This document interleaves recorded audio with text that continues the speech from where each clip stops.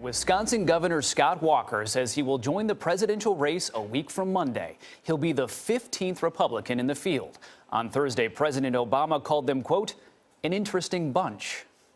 I've lost count how many Republicans are running for this job. They'll have enough for an actual Hunger Games. Former Virginia Senator and Navy Secretary Jim Webb became the 5th Democratic candidate Thursday. He admits facing long odds against Hillary Clinton, but another Clinton opponent, Vermont Senator Bernie Sanders, is surging this morning. He drew a crowd of 10,000 this week in Madison, Wisconsin. Washington Post columnist Dana Milbank joins us now. Dana, good morning.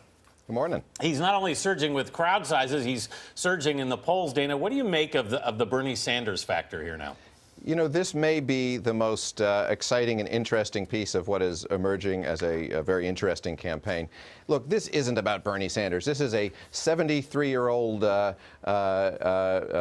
self-described Democratic socialist with a Brooklyn accent by way of Vermont. And, you know, he himself, I spoke to him before he launched the campaign. He said he had no idea if this thing is going to take off. It did take off, not because of Bernie Sanders, who's sort of charisma challenged, but because there's this huge hunger in the Democratic Party for some sort of a liberal, populist movement. This is really where the energy is in the party right now, and I think you're seeing a lot of frustration with the Hillary Clinton campaign, not because of anything she's done, but because she is seen as part of the establishment. These are the people who are hungry for Elizabeth Warren. This is really where the energy is in the party now. It's so hard to see, Bernie Sanders with his, crazy white hair and his long professorial speeches becoming the nominee. But it shows really the frustration with Hillary Clinton and the sort of the mainstream of the party. Well, you mentioned the energy. Let's just talk about the money, because when you look at the numbers, it's 15 million for Sanders versus 45 million. How big of a factor is that?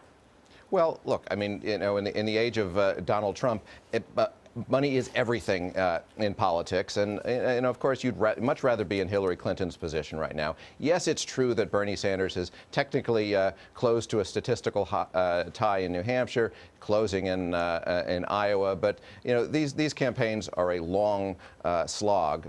So you certainly want to be in Hillary Clinton's position. It is going to be all about cash in the end. So I think this is more, sort of a cry of pain from the populists who are rising within the party. And they don't have a candidate, so they're going to make this guy their candidate. So, Dana, the other name not in the race yet on the Democratic side, but still bandied about, is that of Vice President Joe Biden. Do you think there's any chance he still jumps in? Well, look, I think there's no doubt that Joe Biden would like to be in this race. I suspect that he's kicking himself right now because he was contemplating a run when Hillary Clinton was sucking all the oxygen out of the room. And now this Vice President of the United States, highly accomplished, highly regarded, is watching Bernie Sanders mount a viable challenge to Hillary Clinton. But, the plain truth of the matter is, unless something really happens to Hillary Clinton beyond this email problem to really make her stumble, there's really no way at this late stage for Biden to get in. He really needs something very bad to happen to the Clinton campaign to allow him to be sort of a white knight candidate. All right. Well, it's still fun to think about. Be more interesting for us to cover if somebody else gets in. Dana Milbank, thank you so much.